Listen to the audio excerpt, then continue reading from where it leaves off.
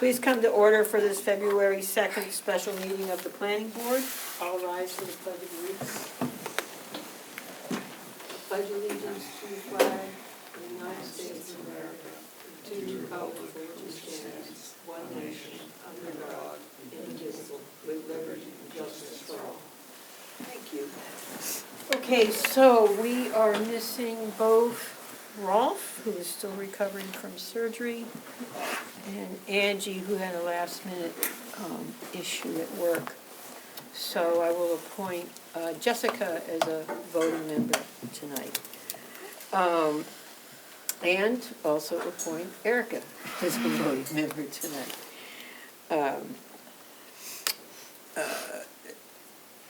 The only topic we have tonight is a public hearing for the Bridgton Public Library. However, if there is anybody online or in the audience that had a different topic than that wanted to comment to the board, please feel free to go up to the podium and identify yourself, or identify yourself through Zoom.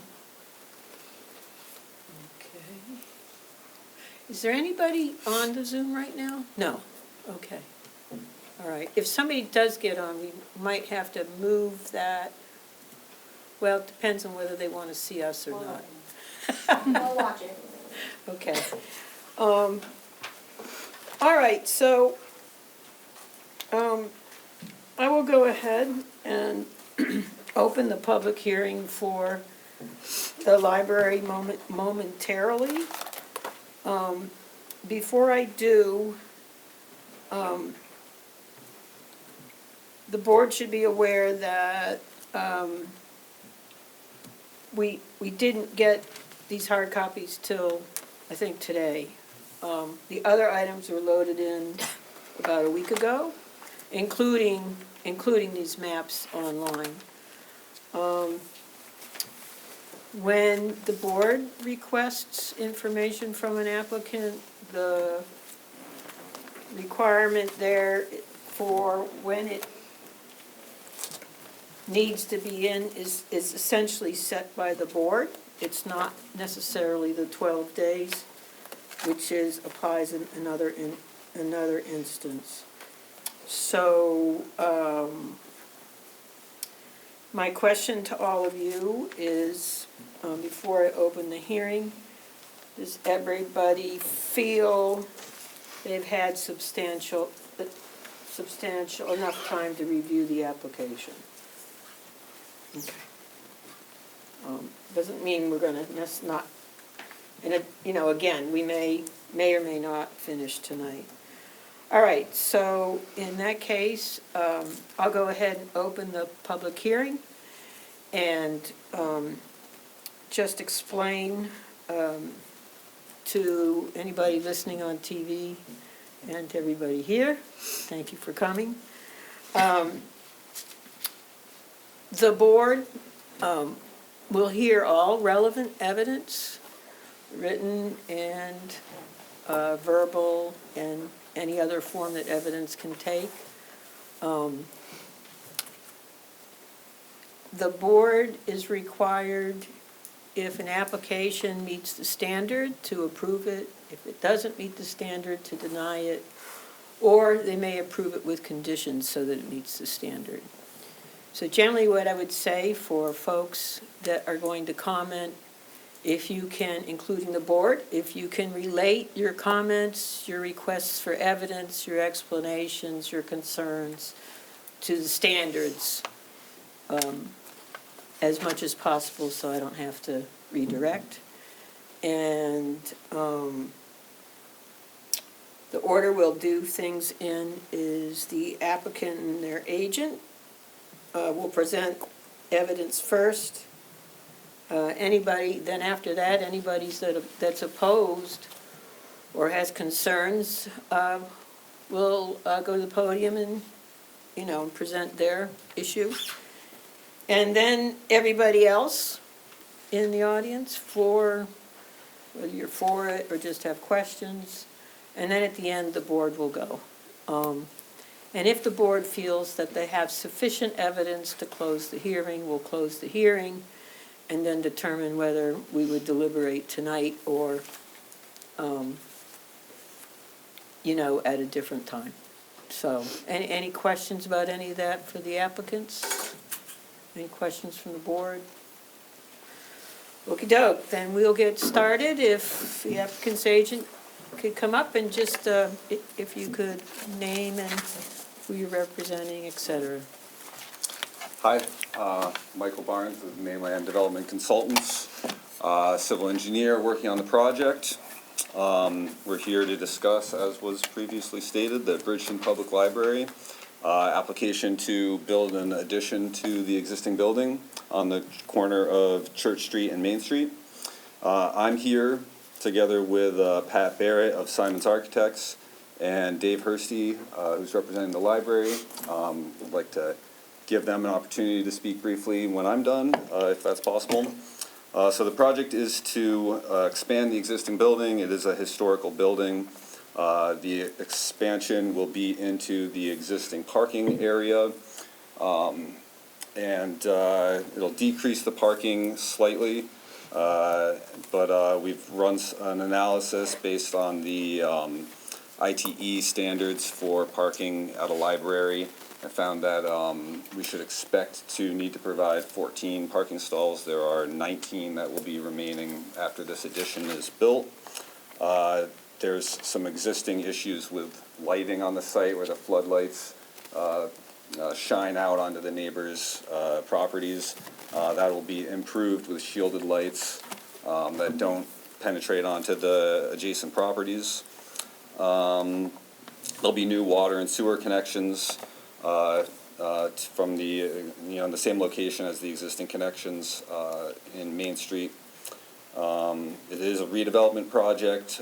We've run some pre and post stormwater calculations to show that the net discharge of stormwater from the site is equal or less than it is prior to the project. There is an existing rain garden that's providing some stormwater treatment on the site that's going to remain. Let's see, what else? Yeah, that's about it as far as the site goes. I would like to invite Dave Hursty up to represent the library and talk a little bit about what the project means for them. My name's Dave Hursty. I've been a board member for 25 years for the library, and chaired its strategic planning and currently chair its capital campaign. A little bit of insight into why we decided this project. We went through about a 3-year strategic planning process, which we wrote a pretty extensive strategic plan. And out of that plan became an obvious 2 key issues for us. One is space. We were running out of space for the services we were providing. It was getting quite cramped. And second of all, in our strategic conversation, we decided that we didn't need more space for books, which is an interesting conversation for libraries to have. We do a great job of bringing in the best books and recycling the ones we no longer use. So there's a nice overturn. And we figured 22,000 volumes is what this community really needs, as long as they're updated and refreshed. So we weren't looking for more space, we were looking for better space and different type of space for the library. 3 key issues came out of strategic planning. One is literacy. We're very concerned about children and literacy in the Lakes region. So one of the key components is a new children's reading room. The current one is in the basement. And probably every 5 years it floods. And it's not a great space. It's a wonderful space, but it's not a great space. And we really wanted to move the new children's room up on grade level with more lighting and a little patio, etc., to really make it a place that not only children read, but enjoy going to. And so the new children's room is a key feature. The second piece was lifelong learning. So we care deeply about children, but also adults. And currently in Bridgton, there isn't a good meeting space. Currently, our meeting space is 16. That's about all we can handle at the library currently. That's where the board meets. So we're looking at a new meeting space which can hold 40 to 50. A space that anyone can use in the town. A space that will be open when the library isn't. There's a special way to get in that will allow outside groups to use the space. And again, needed quite often in this town. We want to build that lifelong learning process. The third piece was digital equity. We realized that digital communication is the way of life, and we wanted to make sure the library was fully functional in that area. In order to do so, we had to not only add new capacity, but we had to renew the capacity in the old building. So this project is not just a new addition, it's a renovation of the old building also. Carefully thought out by the architects. But again, we wanted to add better space for reading for adults, to sit and read and enjoy, added capacity for internet, and a better system for our mechanicals.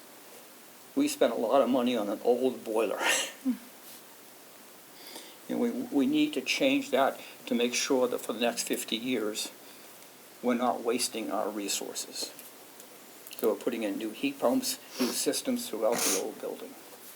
So those three areas of the strategic plan, literacy, lifelong learning, and digital equity, drove the conversation over how can we manage this with our current building, and we realized we were really hamstrung. We own the land. We said, let's move this building. We were going to move it up Main Street at one point, and we decided that was not the most efficient way to do it, so we decided to move into the parking lot. We worked with the architects over a year and a half to design a space that was modest in size,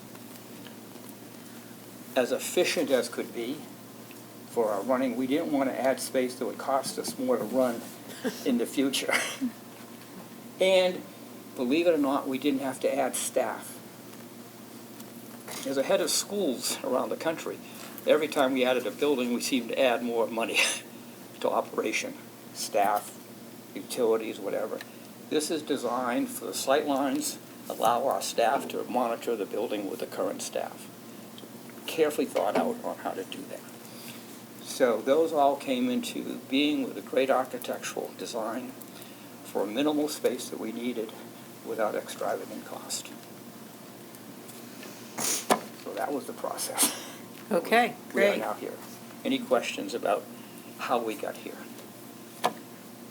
Not yet.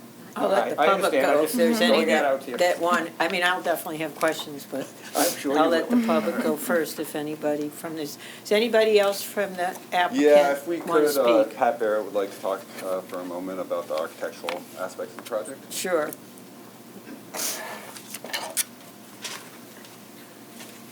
Hello, I'm Pat Barrett. I work at Simon's Architects. We've been on this project from the start. We've been working on it for a while. Just going to talk a little bit about the architectural design of it. I know some of the interior pieces aren't necessarily as critical in the discussion here, but it's worth, I think, kind of walking through where we're at. The design proposes the demolition and removal of the existing 1993 addition, with the exception of the location of the elevator core. There were some issues with security passing through that space between the floors. You're effectively leaving the library and coming back into it, which is challenging for children, and keeping oversight, making sure they don't run out into the street. So the full removal of that, and then the creation of a new 4,000 square foot addition. The new addition is actually 2 feet above the grade level, which is intentional. It basically splits the difference. So you have 4'9" from the lower level to the addition level, and then another 4'9" to the upper. So you're not alienating any level and having a larger offset. Basically, when you're standing in one floor, you can see the next floor through the stairwell. Really how to integrate the library into one space, right? And it also provided a benefit to the plumbing. Right now the library has a lot of issues with the basement plumbing and requiring to pump the wastewater up and out, but having 2 feet above ground solves that issue. To do that, we actually have to integrate an exterior ramp, which you can see on the exterior view there. There's a canopy. Can you speak up just a little bit? Oh, sure, yes. Yeah. So there is an exterior ramp Okay. that's covered by that canopy. And that creates majority of that grade difference between grade and the first floor level. The other thing that canopy does is from the Main Street, it announces where the main entry of the building is, and it creates a clear moment of entry. And also from the parking lot side, it just provides a little bit extra coverage, so you get under cover a little bit sooner. The building itself will be clad in, it's essentially a composite wood shake that will be painted a beige tone, similar to the existing library. It may not be an exact match, but it'll have that beige warmth to it. We'll be doing white framed windows, and even the proportionality and the muntins of the windows are designed to call back to the proportions of the existing building. We have reviewed with the Historic Preservation Commission, and they have no issues with what we've added in the proposal here. You said they didn't have any issues? Yeah, no issues taken. I believe that letter was uploaded. Oh, was it? Okay. Yes, yep, it should be. Let us know if you don't see it up there. And then it will be a membrane roof with metal coping along the edges. We were working a little bit on the relationship of this new canopy to some of the existing white datum that exist on the building. That way there's some visual relationship and shared language.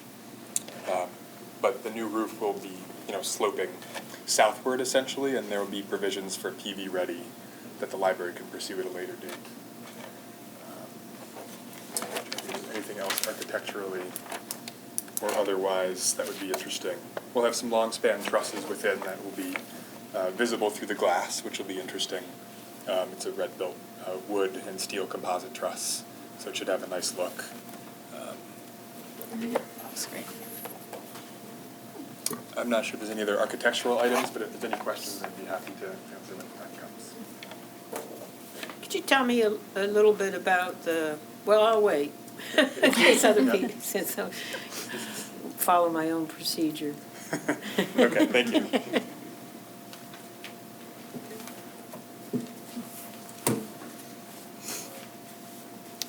Okay. Is there anybody else from the applicant's area that would like to speak? Is there anybody here from the public that would like to speak? Anybody opposed that would like to speak? Wondering where they parking at Thursday. Okay. I'm not going to make you go up to the mic, but maybe I can repeat your name. Barbara McLean. Margaret McLean, and you, Barbara. Barbara McLean, and you live in Bridgton? Yes. Okay. So Barbara would like to know about the parking, where it's going to go, Where it's going to be. where it's going to be. So maybe the applicant's engineer could point out where the parking is? Yeah, the existing parking is being maintained. The new structure is in the footprint of some of the existing parking. And then we are striping 2 new handicap stalls near the entrance, as close to the ramp as we can put them. And then doing some restriping on one side of the existing parking lot, and then maintaining the existing parking in the back on the south end of the parking lot. So in total, we're providing 19 parking stalls for parking at the library. You said that you were going to have about 19 more spaces, that's what? No. 19 total. Oh, 19 total. Right. So just if I'm correct, the parking before was around 30 or 31 spaces, it'll be 19 now. I don't know off the top of my head how many there are now. Yeah. I think we're also strategically looking at some point purchasing the property on the back end of it, and then working with one of our neighbors on the side, I guess it would be the north side of the property, which we may be negotiating for parking. Okay. So again, we're thinking about how to expand the current parking on the plan to probably pick up another 12 spots. Okay. So it would try to balance off what we currently have. Okay, so next time, go to the mic, but I'll repeat, just so, Okay, because okay. people are watching on TV and I'm sorry. they can't hear. But sounds like what David Hursty just said was, in the future, they may be looking at some ways to expand parking that could require the acquisition of an adjoining property or a piece of an adjoining property. Anybody else that are here from the public? All righty. Then, why don't we start with questions from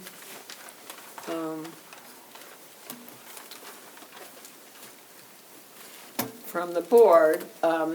I'll start with Kathy, but I'll ask one question now before I forget, because the architect there made me think of it. So can you just walk us through the little outdoor area where people can sit and sort of the concept behind that, how you expect it to be used? And Yeah. feel free to come up to the mic or to, I'll stand at the mic and then I'll point at that drawing. Does that work? yep, that's Okay. fine. All right, so the current parking lot will get restriped, but then a portion of it gets removed, and you can see the boulders that are getting placed there, and it may be boulders or bollard, but it'll prevent cars from crashing into the building. And then there's a strip there that will be planted, and then there's also a gravel margin that you can see the gravel there that's 2 feet width. That's essentially to help drainage off the roof. And then page south of that, you can see the bike racks, which are there. And then there's also a new ramp on this side of the building that's intended primarily for access from the children's space. The main ramp up starts here and runs up to this point, at which point there's an entry door into the new community room, so that way that community room can be used off hours. A little bit further to the right, there's actually quite a large patio space that could be occupied. And then those steps that you see are larger than are required, and that could be, kind of a social space as well that's covered by the canopy. The current design has the ramp constructed out of concrete, but those steps have granite risers and steps on them. So it should be a nice feature. There are, I think, 4 columns or so within that. And then all of the electrical and utilities are coming in, with this knuckle over here, essentially, you can see the lines. And I'm trying to think what else there is in terms of usable space. The existing courtyard will remain as it is and will continue to be an amenity for the library. We are not proposing any work over there. Was there something in particular you were interested in? No, I just how that wanted to works? kind of understand from your perspective how you, the space itself, so. All right, thank you. Kathy, I'll start with you. I reviewed the stormwater, given how built out the site is originally versus the addition, there really isn't a significant impact on stormwater, so, other than the fact that you have not yet had a chance to get letters back from the town with regard to the wastewater capacity and the water district, I can jump on the water district for you. Yeah. And get letters back for you. Yeah. So, I also did it, so you still need letters from the water district and from wastewater, okay.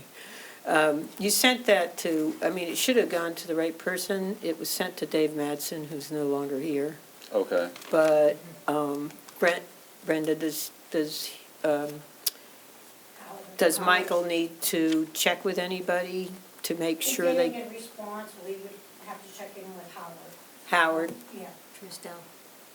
okay, Howard Truesdale? Yeah. okay. Yeah, so, Mr. Burns, maybe you could check with Howard Truesdale, Okay. make sure they haven't, you're not too far down the pecking list there. Or Mariah, too. What's that? Either that or Mariah, if you Okay, or Mariah, the admin. All right. Anything else, Kathy? Nothing else, no. Okay, Jessica? No, No questions from me. All right. Maggie? I just have a question. Are these are not the same as the plans submitted, right? Are these older designs? Those are older, Okay, Yeah. great. So there are, if you want, we can walk you through some of the changes. Totally fine. I really like the outdoor space in this one, but I understand that maybe there's not room right now. And maybe that can be incorporated in the future with, I know that's probably a desire. Okay, cool. I really appreciate though seeing the color. That's really helpful. My only question, it looks like in these plans that the utility pole that's right out front will be reset. Has that, or will that be moved? My understanding is that it is going to remain where it is, that's an error on the plan where it says reset utility pole. Okay, So it's showing an existing pole there with utilities coming into it, and then new in black utilities coming off of it into the building, and that's all correct. And then there's a note that says reset utility pole, which is incorrect. okay, We determined that was cost prohibitive. yeah, We are planning to run underground from that utility pole, the library. Cool. There will be a new riser down the pole, but the pole will stay where it is. okay, And there are discussions, I believe, with CMP as well, running three-phase down the street. okay. But I think at this point, we determined that the loads were not high enough to require three-phase down the street. Yeah, I know that pole right now, I mean, that whole entrance area is like kind of funky. And as somebody who walks on Church Street quite a bit, it looks like the sidewalk will continue to like actually get into the new building. Is that the case? Yes. Okay. And you're right, it's kind of a funny area. It's like a funky thing to have to, yeah. And I understand that moving the utility pole is cost prohibitive. If that's an option, it would be. Say that again, Maggie? If moving I'm just looking at Google Maps. I realize no one else can see this. Oh, okay, you're looking Just on as the- reference. It's just kind of like in the middle, and you won't have that entrance for cars, so maybe it'll all flow. and So is work that better. something you're suggesting to try and change now, or? No, not now. Okay. Just, yeah. And then there was also mention, and I understand that this is probably extra, but the potential for a community mural in the parking area, which I just want to do a +1 on that. I think that would be really cool. So you're talking about a can you explain that a little bit? So there was a where it would go? mention in one of the, Landscape architect, I believe, that recommended that, so it'd be one of the L series. yeah, on one of these, I saw a mention of a potential community mural, like in the parking In the lot parking area, not on the Um, surface of the parking area, I think or on the that's- surface of, could you explain Yeah, maybe? And that's, Yes, it's yep, thank you. maybe not, And that's one of those ideas that you want to write down, and Yeah. then it can take different shapes depending on who you get and what their input is, if you have a designer for that. There's this area here that would be existing paving, that isn't necessarily where cars are parking, sorry, in this zone here, right? So the cars are not parking? So cars are not parking there, but you could do something to liven up that area. I just think And the thought is it like would be there's some cool. grassroots, get some community involvement, Yeah. how can we do something interesting with that area? yeah. Yeah, I don't have any other questions, but just want to, So you encourage that? I encourage art always in public spaces, especially where there are kids and the library feels like. But you're not asking that it be required? No, just encouraging that. Well, so Um, David and you got the big word? And yeah, I just think the design is really thoughtful. I appreciate that the new building isn't seen from the street. You're keeping the historic look and feel, and it looks like, according to these plans, and of course, who knows what will happen to the building next door, but the end point is the same, and I really appreciate the thoughtfulness of that. Yeah, no other comments. Okay. I'm just really curious about financial capacity, Yeah. honestly, because that's my biggest question, because it seems like there's a pretty big gap between the projected cost and kind of where you guys are at, and I don't know if you have a, if you have a history of capital campaign fundraising and what that looks like, and kind of what the contingency plans are. Yeah. That's definitely a question I had, because it looks like you're a bit short, but you Well, also make a comment. Yeah, and we are short, obviously. Yeah. As I said in my letter, we will not put a hole in the ground till we have the money. I mean, this could be 2 to 3 years off, realistically. We have about $1.2 million in pledges and gifts at this point. We are looking at, we've already paid about $350,000 already to the architects, and so most of our fees from now on will only happen when we build the building. So we've paid all the upfront costs at this point with donations and pledges. So that's done. So right now, we have contacted council. So we're working with DeMont and Associates, who I worked with at BA when we raised money there, okay, for the next stage. And this is the stage we're looking at, going beyond who we know to the next stage of people. We haven't attacked the foundations yet, which we will. Foundations are interesting, though. You can only go after them at the year that you're building. So you have to wait a little bit on that one. But the board is dedicated not to impact its operating fund with a building cost. Are there no grants that you can tap into for? What's that? Are there no grants that you, other Oh, than sure, there foundation, will but be, yeah. I more, mean, but all more? these are lined up right now. Yeah. But we So they're kinda mapped need out. a timing on that that's quite specific. So we have not only individual high roller type donations, which we're going after now, but the grants and the foundations are next. But we're committed to doing this carefully. The bank has offered to give us a loan, but we don't want to do that at this stage. That's the last resort. We will get a loan to actually do a construction loan, a bridge loan, and then that gets paid off with pledges over a 2 to 3 year time period.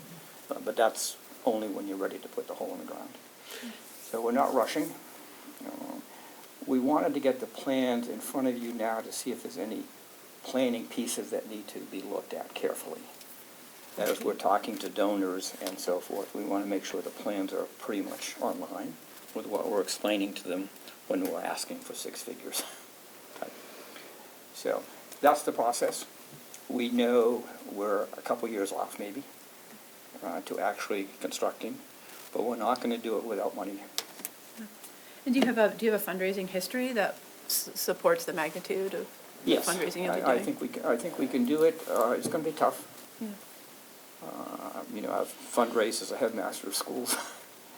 And the difference in the library and the schools, they had a long history of capital fundraising that you could count on. The library has never had a large capital campaign. So this is its first venture going outside of its normal. But remember, right now, only 30% of our budget comes from the town. We raise the rest every year. All right, so we have a loyal following, so to speak, of patrons, but we're upping that quite significantly to the next stage. I had actually a similar question, because I noted you were short, and you're obviously a nonprofit. So it sounds like you wouldn't start construction this summer. No. No, okay, because that was mentioned in the application. We initially thought possibly, but then I made the decision not to, because, again, we're not going to do this if we're not financially capable. So we'll put it off at least a year, maybe 2. Is there a point at which your current plans become, do they have a shelf life? Like if you can't build for 3 or 4 years? Working with the contractors, we've priced this out over a couple years. So they've given us, 5% 1 year, 6, so we're beginning to price it out over a couple of times. And the contractors and the architects are with us in that concept, so moving forward correctly. So yes, that's all sort of built in to our factors of what we have to raise. And again, we want to be clear with our donors too that we're not doing this just off the top. We're very carefully going through the process.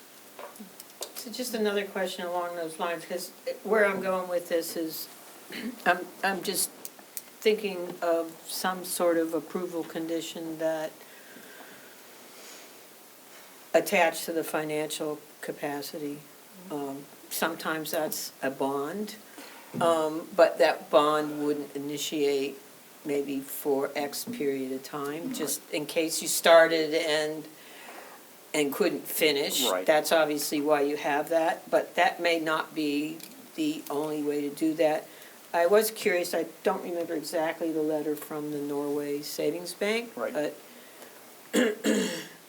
you said you could take out a loan to complete the project, but you prefer not to, I think That's that's correct. what you said? Yeah, we have two options. Obviously, if you run short and your building is 90% done and you're still short $1 million, a lot of nonprofits then go out and mortgage the building.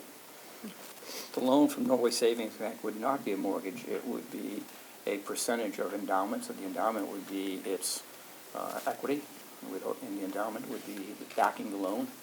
So the building would not be mortgaged, which gives us better rates for that short period of time. Plus, we could go and look for FAME bonding.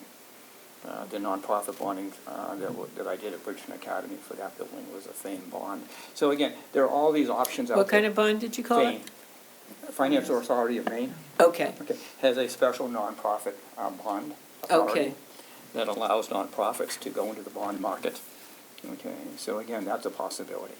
These are out there, and we're looking at them little by little to make sure that we're not missing anything in that process. Okay. But these are important questions to ask. Yeah, and I'm gonna follow up with just one more, if you don't mind. No, I I'm just- don't mind at I'm all. curious This about, was probably my biggest question. the endowment, like, I'm just curious, knowing what I do know about nonprofit endowments, can you use that to secure Yes, like a you can. mortgage? If the unrestricted part of the endowment, you can use that as a, So it's more of a reserve That's rather than correct. than So you- an you- endowment, a Exactly. legal endowment, okay. yeah, so there's two types of endowment, board designated endowment and restricted endowment. Yes, We have a $2.5 million endowment, of which 1.5 is unrestricted, or is more just an unrestricted board restricted. designated That's correct. reserve, okay, thank you. That's right. Just downloading something. So I'm just trying to think of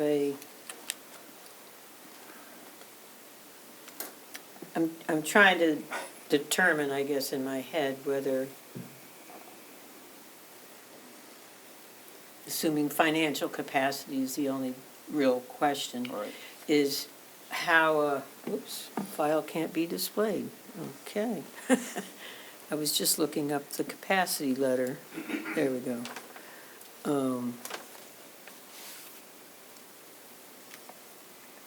Okay.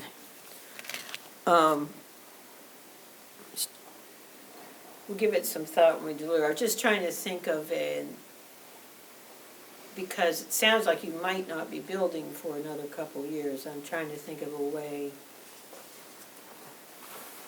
to express a condition of financial capacity.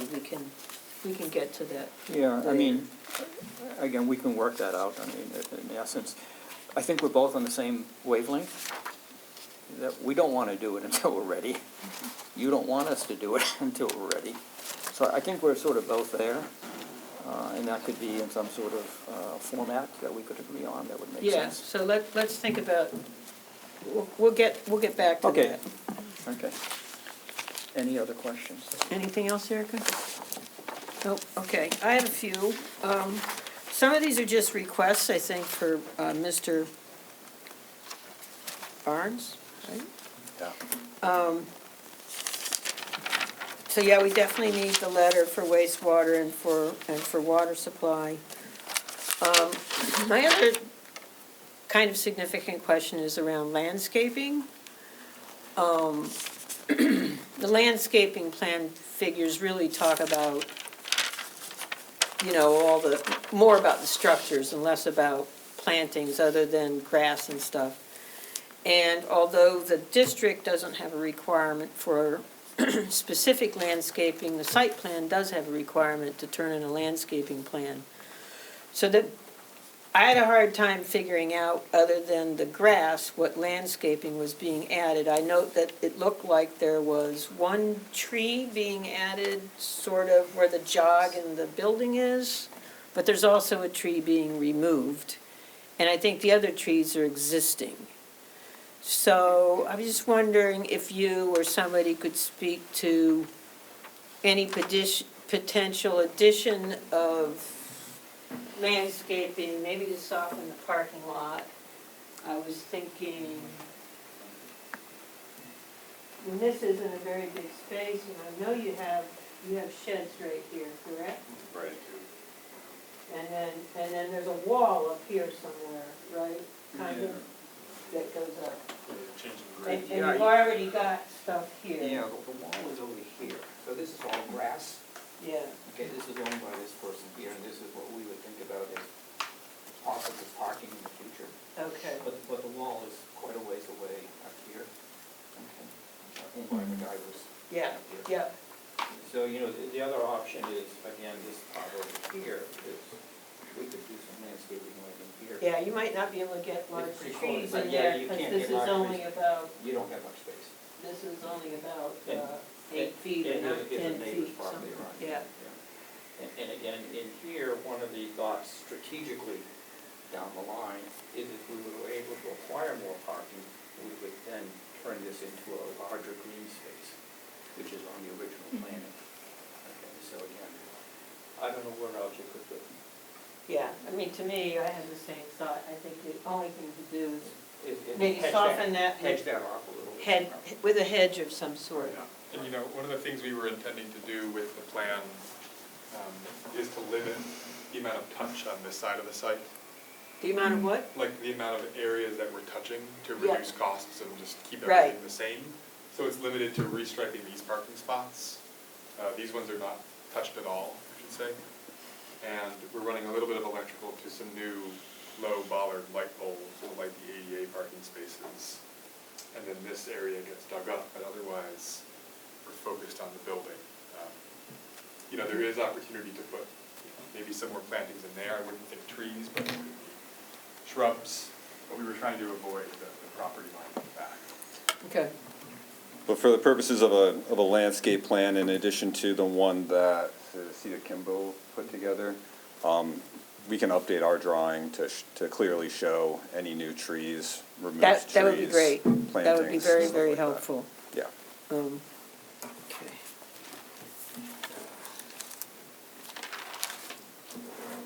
So we have water, sewer, financial, just update landscaping. I guess that's one of those things you're gonna have to also see how it goes in the future. So if I'm understanding correctly, the only part of the parking lot that will be demolished is the one where the new building is gonna overlap onto, is that correct? That's right, yeah. The new building in that outdoor space. Yeah, up to about right here, and then restriping in the ADA parking and along the. And you're not adding any, and you're not expanding the current parking area at all? Right. Okay. So one thing that would be helpful when you update the site plan or the landscape, Yeah. however you're gonna do it, is just mark the setbacks on the map, please. Yep. They are non-conforming. It's easier for us to refer to those and what they are. They're legal, because you're not expanding out at all. Yep. So you're okay there. And normally we should have those on the maps anyway.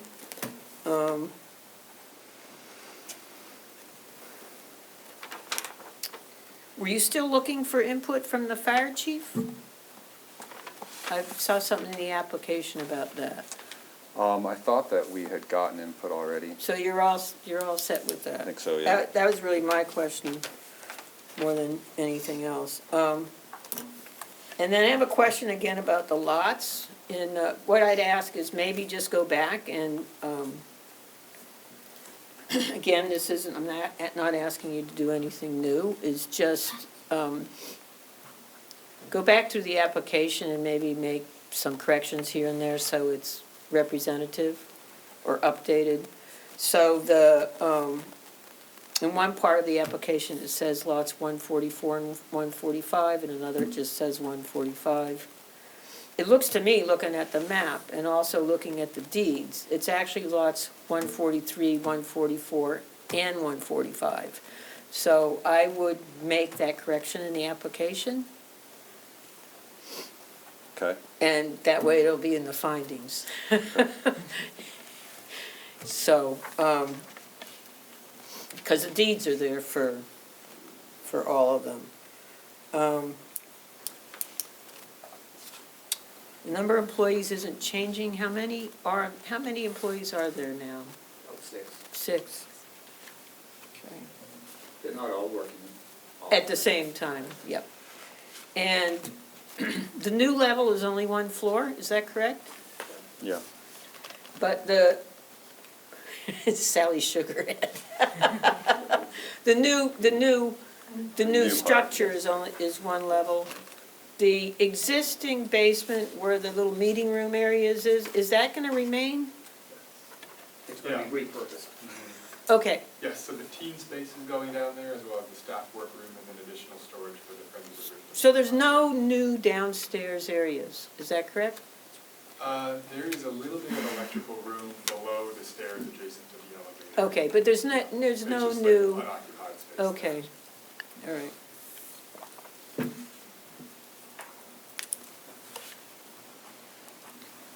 I couldn't quite figure it out from the architectural drawings. I could see the stairs, but I wasn't sure. I'm not good at reading those things as to which direction things are going, upstairs or downstairs. Yeah.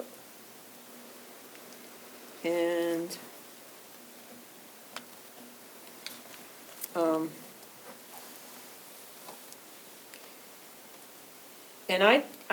I might have missed it, but I didn't see something from the Maine Historical Preservation Commission.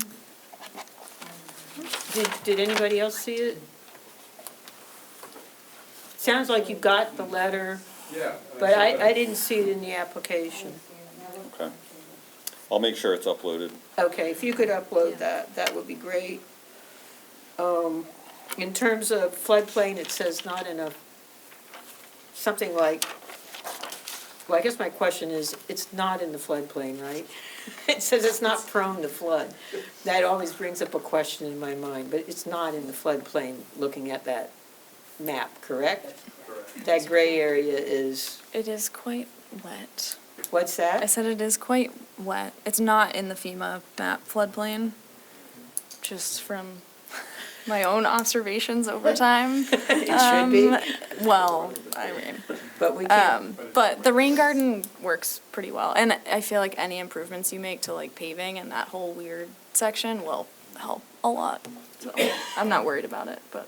Okay, And there's the sub-basement we were just talking about, at the base of the elevator shaft, that'll all get dug up, and there'll be good gravel below there, and you've got a Okay. geotechnical engineer but to help us design that. the property is not in the floodplain. But it's Right. No, technically. All right,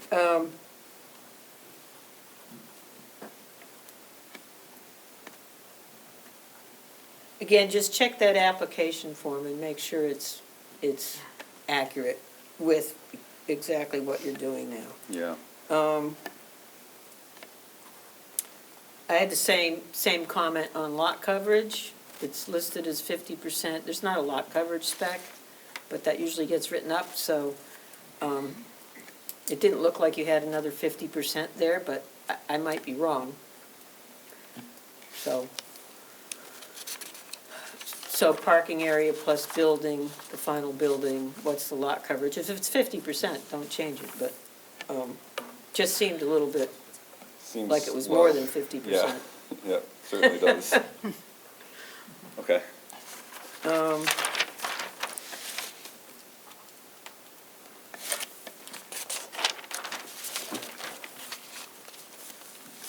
Another just typo, you refer to Nutty Street, it might be nutty in the future, but it's currently nulty.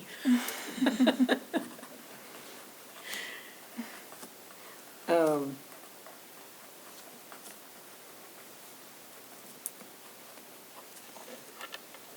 Oh, and where's snow removal expected to go?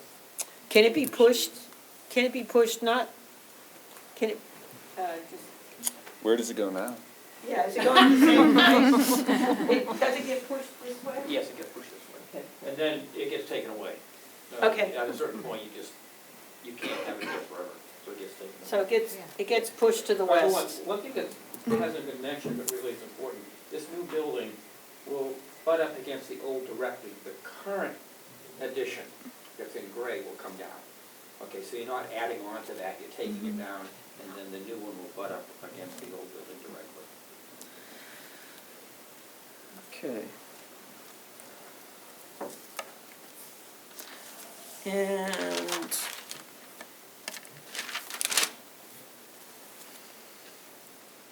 looking at the standards, the one thing, I'm guessing the board can also comment, but maybe Mr. Hursty or Sally could comment. Because we really shouldn't put words in your mouth. So it says that it meets the comprehensive plan, but doesn't say how. It would be great, you can either, if one of you wants to verbally say it right now, I'll write it down, or you can follow up with a paragraph. I do think we're gonna close the hearing, because I don't think there's anything substantive evidence that needs to be turned in. Most of what I've asked for is corrections and follow-up. But I think it would be helpful for, in your own words, to have why it meets the comprehensive plan, instead of our words. Can I ask you a quick logistical question before that? Yeah, For a resubmittal, do you need updated hard copies of the full application? I mean, we're gonna have disparate changes here and there, like you're saying, stuff that Right. changed inside of this, description. we don't need hard copies of, Electronic. of the, we don't need book and this. everything, yeah. Okay? I think, we do want whatever the finals are of all of the drawings. Okay. And it sounds like the only ones that are being modified have to do with landscaping Yeah, and the site plan, yeah. sounds like. I'm just diving a little deeper on what lots are included, and there are 2 different sets of lot numbers from the official town files, so maybe that's why there's confusion. I don't know what's, and maybe So- that's just but I think, I went into the assessor's site today, and they did match but that you should make sure that's right. On the site plan, it has the deed references for each lot. If you look on that site plan, where the dotted lines are, you can see, maybe it's easier for me to show it. There's a dotted line here and a dotted line here that are deed lines. I believe there are three deeds. So there's a dotted line here, so that's 143.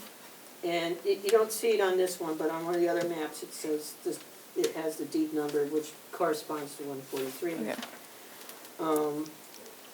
And then this is, I think this is the other line. That's somewhere in 144. here. So this is 144, And and this that's is 145. Yeah, somewhere right in that little thing. And on, it might be on the existing plant, the existing conditions map, that does have the deed numbers here, and they match up. And it also matches the assessor's site, but yes, it should be correct. Is that something the town requests or the landowner requests? So where did you or- look, where you saw So something when you different? download, and it's the same map that you all used in the application, when you download the map for map 23 of Bridgeton's tax map, Oh, the lots are completely, 143 is the property next so door. the tax map isn't, And that's the one you used in your application, like it's from the town, or it's Yeah. from the So it's Yeah. just, it's very So the confusing. tax map doesn't match what the assessor's site says essentially. Even though the And tax what map the is from deeds the are. assessor's Even, site. yeah, right. So, I just wanted that to be yes, like, Yeah, because it is confusing and I don't. so I think the way that Brent, our CEO can correct me if I'm wrong, I think the way that works is sometimes a GIS map Yeah. is behind the assessor's site. And, but that is something that, Maggie's right, because I saw that too. So there's 3 lots there, 143, 144, 145. It doesn't show that on the GIS map. And GIS doesn't get updated as much as our assessing, so, and even the assessing files, the tax maps, I mean, things change so much. We only get tax maps once a year. GIS gets updated once a year, so even that can't be completely up to date, the tax maps, if there's a change. Okay. GIS maps are definitely behind assessing. So how do the engineers that work on the GIS maps, how do they know what do they key off of for a change? We should always go by assessing. They should go by the assessor's site, okay. All right, well, Maggie, next to your look. And if they have something that's been done recently, like a survey that shows 3 lots and there's only 2 on the tax map, they just want to supply that in their application so that we can see that that's been done. Okay, all right. Will the property be assessed, like surveyed, I mean, as part of this? It had has been? been. Yeah. That's what the existing conditions plan Okay. essentially is. Well, maybe that's for somebody else to figure out how to like make all that work, but at least I understand. No, it's a good catch, and that is something that actually happens more often than you might imagine. So before we close the hearing, maybe let's talk about financial capacity. And maybe Mr. Hursty, you want to come up? And the comprehensive plan. Right. I didn't mean to derail that. No, that's okay, that's okay. So I just first want to check in with the board to see if you agree with me that it doesn't sound like we are asking for any modifications to this plan or additional or new evidence, but that what we do want is just follow-up on evidence that's referred to, that the maps are corrected, the application's corrected. We get the follow-up of the historical preservation, the water, so forth and so on. That's kind of the read I'm getting from everybody. So I think financial capacity is the only thing I'm a little worried about, given that, certainly we've held people's feet to the, or applicants' feet to the fire in other areas. So I'm trying to think of a condition of approval that would work. A bond is always one thing that can be done. There might be a way to express it where, okay, so Brenda, let me know if you think this is, and Mr. Hursty and the board can, you guys might have other ideas, but the idea that's floating in my head right now is, at the time that construction is started, if, say, 90%, if at least, if you have less than 90% of the funds needed to complete the project, so I think you're at like 4.5 million or something, Right. so that's like 4.2 or something like that. Which obviously means it'd be a fairly minor loan for the rest of it. That at that time, if you're not at that 90% threshold, that the town would then ask for a bond at that time. As opposed to asking for one now. And I only mention that to you and the board because it does, I trust from what you've said that, and also what I've heard, I think Amy Stone say, that you really don't want to start before you have the funds secured. So that's a thought I have. Brenda, do you think that that kind of thing I mean, works? yeah, I mean, that's a fairly reasonable request. It would be sort of our request ourselves internally, that we will try to reach a certain percentage number before we put the hole in the ground, knowing that if we didn't get the rest, we would have the backup of the bank loan if necessary. But again, at 7%, we don't want to go there. But I think all organizations that do a building project, they're going to try to reach the 100%, but a lot of them get to about 90, 95, and then they put a hole in the ground. Okay, so again, that 90% is not unheard of in projects like this. Okay, does anybody, Ms. Day, would you mind coming to the mic? Do you have any opinion on this or ideas? No, I was just gonna say, you know, there was comment made about this project maybe not being started for 2 to 3 years. Well, the approval only lasts for 2 years. We can do an extension at that time if they come and request that, but if it's not gonna be that long, maybe even having a condition that they, you know, show proof again, Yeah, you know, on top, or the, you know, the bond, but we could see where they're at. yeah. Either to myself, or we can have it presented to the board. Yeah, I mean, I think if we do it based on,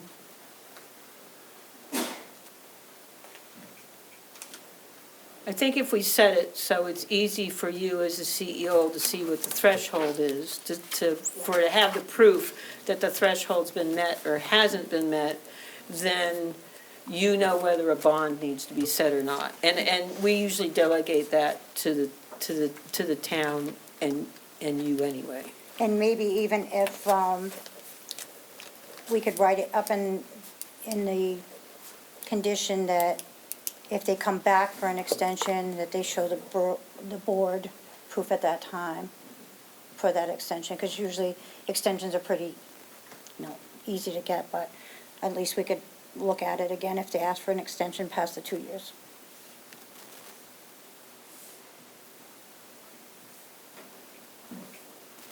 Okay, so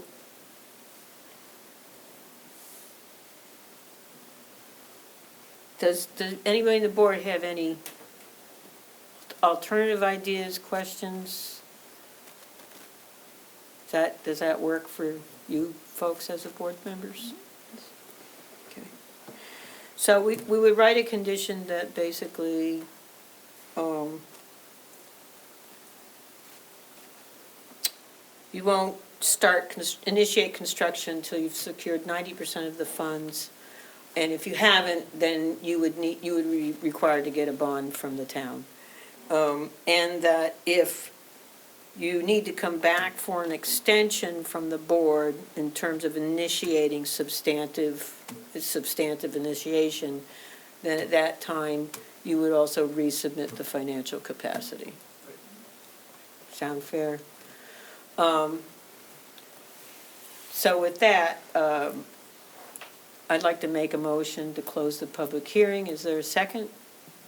Second by Maggie. Any further discussion? All in favor? Okay. What I'd suggest, we're doing pretty good on time. I don't think that it'll take long to deliberate. I think that we should deliberate now, and it could be that by the time the findings are written, you've got the letters you need. But what I would normally do, or what we would normally do, is we would write the things that are still needed, like the water, depicting the landscaping accurately, the sewer, anything else that we, the historical preservation letter. We write those up as conditions prior to starting construction. And then the findings will be written up in about 30 days. At that time, if you've turned all that in and the corrections are done for the application, then we would just strike those when we sign the findings. Does that make sense for the board?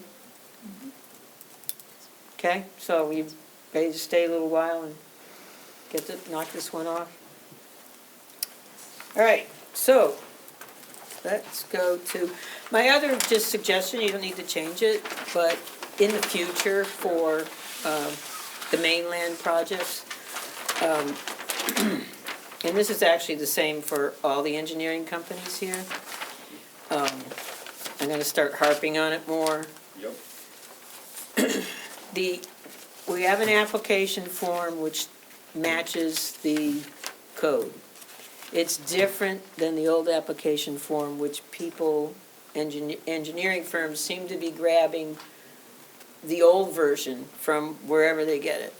We have a version that matches the code, and the reason that's important is there are some things in the code now that are expressed differently in terms of standards that don't match up with the old application. There's actually some standards that have been dropped off and others that have been split out into 2 or 3 standards. We were all obviously able to figure this out, so because they're very similar. But just for future, if there's any doubt, go to the website for the code enforcement office or the planning board, and you'll be able to get the application and the code, which all match together. And besides the fact that it just keeps someone like me from looking around for stuff, or other board members, when the findings are written and you've provided a narrative that matches up with those standards and, including referencing evidence, it makes our job much, much easier, particularly our administrative assistant, Laura Lee, and then myself when editing those, because we can just lift it and place it into the findings for the evidence and then embellish where we need to, as opposed to having to even renumber things, add the other standards, figure out where in your text that goes, that kind of stuff. It's a lot of searching around. So if you could do that for us in the future. I think they started theirs before we. Yeah, no, I understand. That's why I'm saying, that's why I'm saying in the future. So you're not alone. But it's my quest to try and. Spread the word. Yes, absolutely. All right. Okay, so, all right then. Let's go to the district standards. I think we pretty much discussed things, so I don't know that, I'm not gonna, you guys speak up if there's something we need to make sure we discuss further. Okay, so I'll go to district standards. This is in Downtown Village Business District 1. In terms of the use, it is institutional. That's what I think the definition falls into and what was on their application. In government and institutional. I have one question for the applicant, is the meeting space, that's gonna be for anybody to do anything. I assume you're gonna have some kind of guidelines or rules around that? Okay. We'll have use of guidelines. Okay, right. No wild parties and. That's right. Just board Maybe there will meetings. be one. Wine drinking book clubs, whatever. Okay, so a reason I asked that is just, Oh, yeah. the use is still gonna be institutional. All right. Can I just ask a follow-up question on that? That just, because you said that space is going to be big enough for like 50 or 60 people. I think 50 is tops. We're thinking 40 is comfortable. Okay, I'm just wondering about going back to parking, Oh, no, for an and- event. And that's something to think about. Yeah, And again, parking in that part of Bridgton. yeah, there's always so much street I can parking. deal with Rufus Porter also in the gallery and stuff, so, yeah. Okay. So they would, if you really had 40 people and 20 cars and only 19 spaces, then you'd be, or 17, there's 2 ADA and 7. It's a good question. It's kind of, they'd be having to park behind Yeah, the, you'd have to park behind Chalmers in that area. Yeah. On the inside. yeah, I mean, at this time of night, coming into this meeting, I drove in the Chalmers parking lot, and there are 50 spaces available there for parking. Yeah, The library has been closed all day today. When I was there earlier, there were 8 people in the parking lot. The cars were empty. When I stopped at the library now, there were 5 cars in the parking lot, again, all empty. So people are parking in the lot, not using the library pretty consistently. You know, when we talk to library staff, typically 30 to 40% of the people in the lot are not in the library. right. So programs that we would have in the evening, on weekends, when the businesses were closed, there would be adequate parking. Yeah. I'm never going to miss an opportunity to promote, I think, an idea that has been shared and I think is captured in the new comp plan, but I think this need speaks to sort of a town-wide need. Bridgton has a lot of parking. It's really great. It's all hidden, like downtown. I think it's enough, but some wayfinding improvements, maybe some maps, and just making sure that safe pathways exist from parking lots to where people are actually going.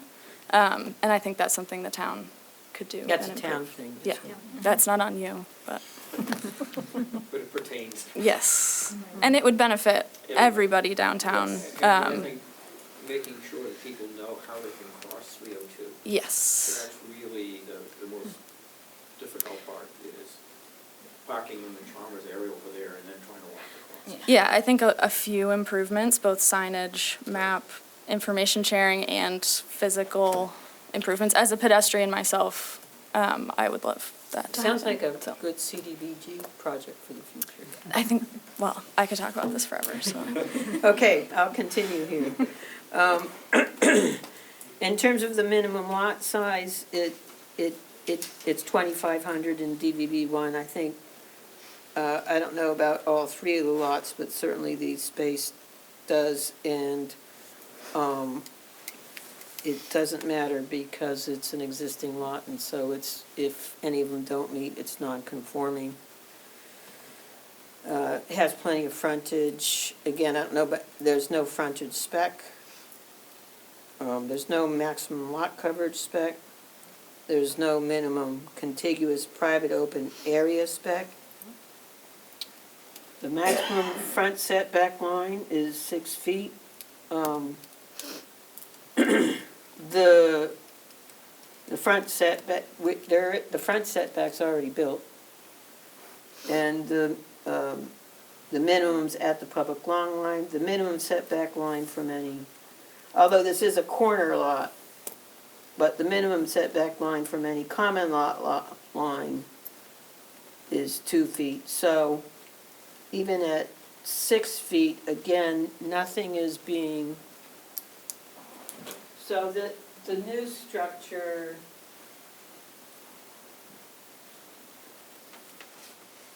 this is existing, right?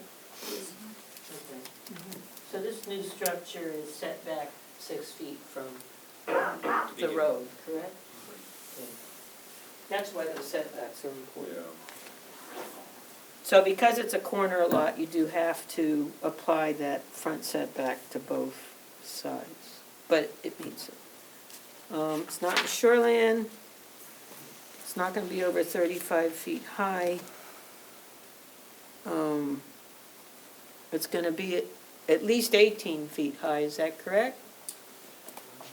Let's make sure. Otherwise, you'd have to change your design.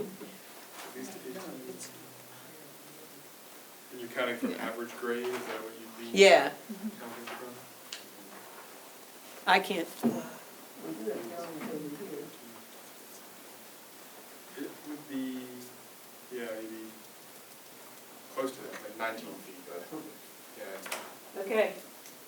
19 feet. I'll record it as 19 feet.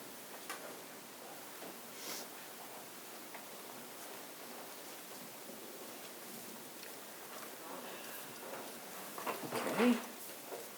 All right, on to the standards for the space and bulk for DVB one.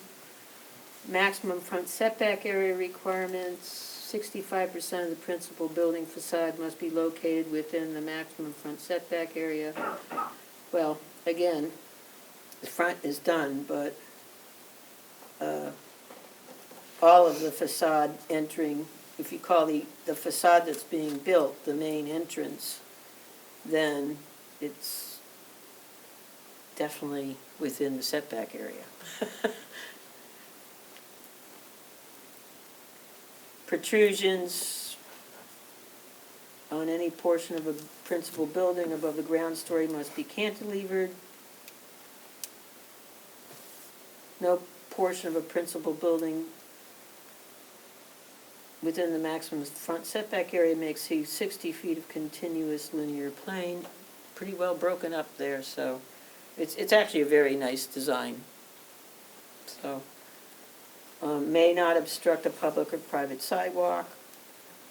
The facade has to be at least 15 feet between windows. There has to be at least 30%, 30% of the building facing the street must have windows. Upper story must comprise 20% of the facade. There isn't an upper story, but, so, don't need to worry about that. Functioning doors are required along the ground story facade of intervals no greater than 50 feet. We're good there.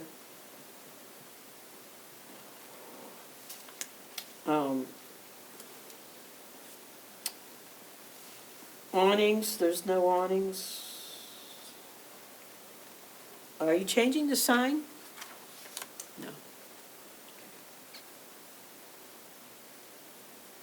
And more on awnings, which balcony stoops, porches must be set back 2 feet from a common lot line. The little area there, if you call it a porch, is set back. Street wall of not less than 42 inches in height or greater is required in connection with new construction on any portion of a lot which abuts a public road and is not to be occupied by a principal building, drive, garage entry, or pedestrian gate.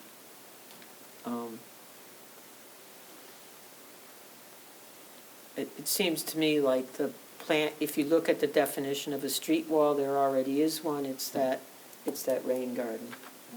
And essentially that other area where they've got the boulders and then an area to meet falls under, I'm not going to go there, but if you were to look, trust me, if you were to look at the definition of street wall, there's a lot of different ways you can do it. Any questions on that? Garage and parking has to be set back 15 feet, but it's non-conforming, legally non-conforming. Curb cuts must have a maximum clear width of no greater than 18 feet. It already exists. I think it is more than 18 feet, but it's pre-existing. There is no parking garage.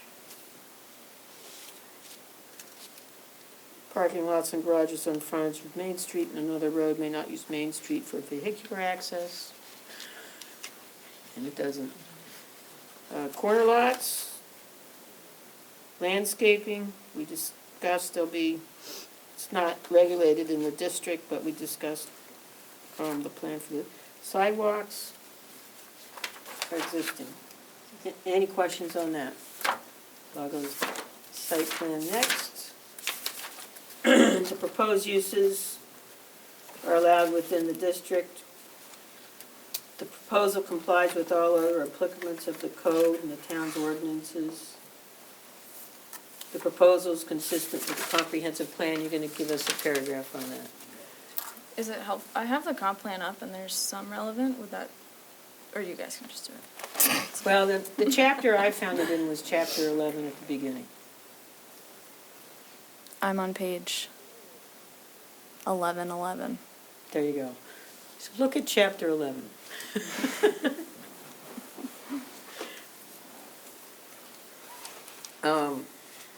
I have total faith that it meets the objectives of the comprehensive plan. Just would rather it was in your words than not ours. Preservation and enhancement of the landscape. The landscaping plan will be a condition that'll just be expressed on the site plan accurately, or whichever plan you want to put it on. Yeah. Relationship to surroundings, vehicular and pedestrian traffic, traffic circulation, parking. I will comment in the findings about the meeting space might require more parking, but the parking is readily available. Surface water drainage, impervious surfaces, public utilities, advertising features, special features of the development,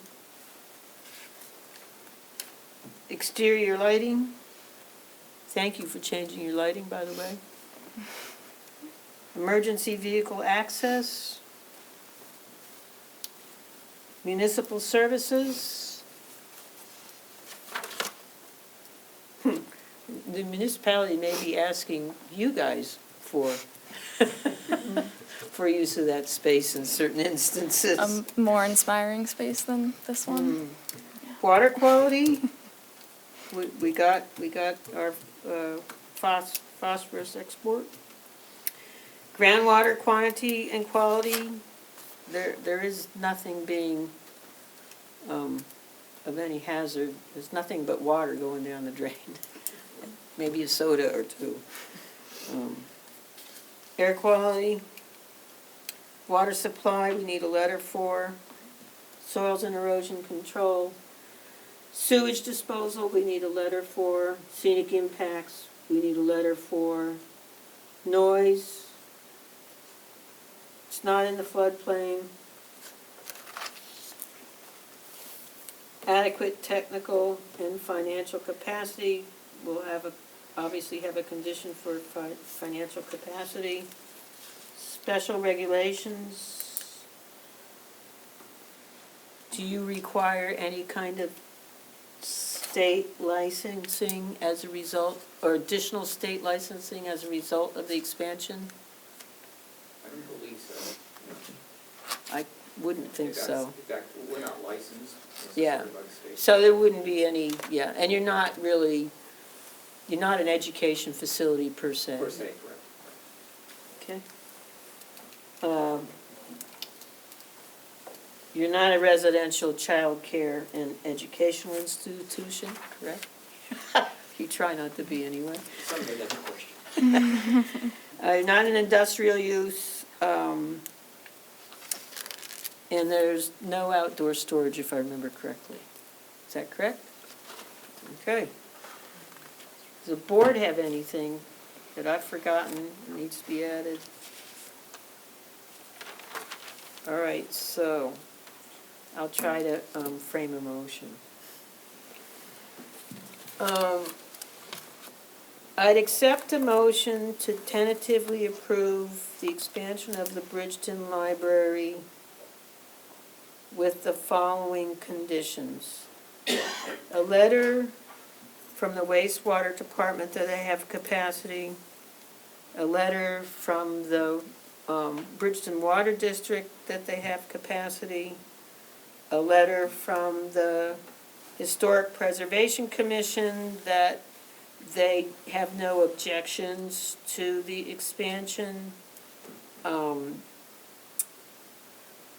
condition that 90% of the finances for the 90% of the monies needed to build the library will be obtained prior to construction.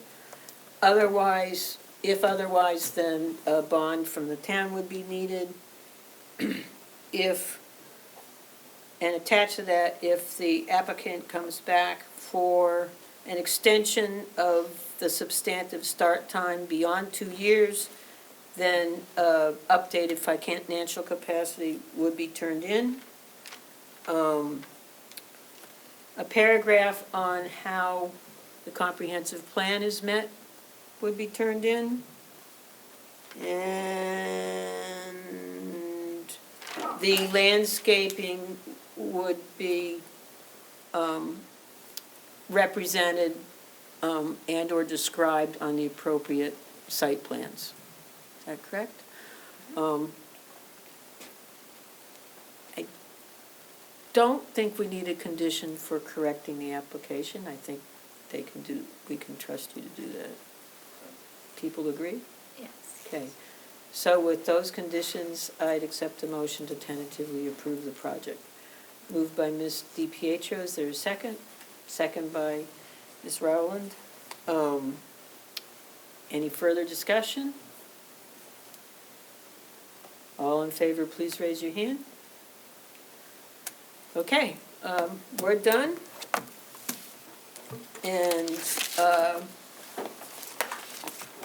congratulations. We wish you a lot of luck. Thank you. We know it's a big deal. Yes, we're excited. Yeah. All right, if I can find my agenda, I only had one thing I wanted to mention. All right, we're still waiting. From myself. We're not done. How do I do it? All right, so we'll see how good my memory is.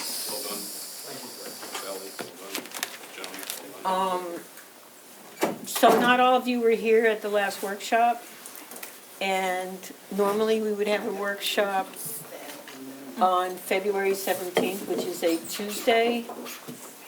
We can still do that, but we also agreed to have a workshop on Thursday, the 19th, because the state housing representatives that have written the rules for the affordable housing laws can come on that day, and also other towns would join us. So it would be an intertown meeting with the MOCA, forget what MOCA stands for, Maine Office of Community Affairs. Community Affairs. And the objective would be for us to understand the new laws and what's required, and to ask them questions. And obviously, there'll be interaction. Other planning board members will come, so we will hear their questions, and also if any of them are already writing things, like, that's always a good thing to hear. So if you could just put that on your calendar. I'm gonna guess we don't want a meeting on the 17th as well. That's what we said last week. I'm not gonna be here either of those days. So, So- doesn't matter. So instead of the 17th, we'll meet the 19th, Yeah. 5 PM Yep, here. here, Okay. okay? And as long as we have 3 of us, I think we're good. Okay, so So- I may not be able to make that. Okay. Kathy, were you okay with it? Okay, so we got at I'm least here. 3 of us. I don't know about whether Rolf will be back then or not. And Angie sounded like she could come when we set this up, so she was here last time.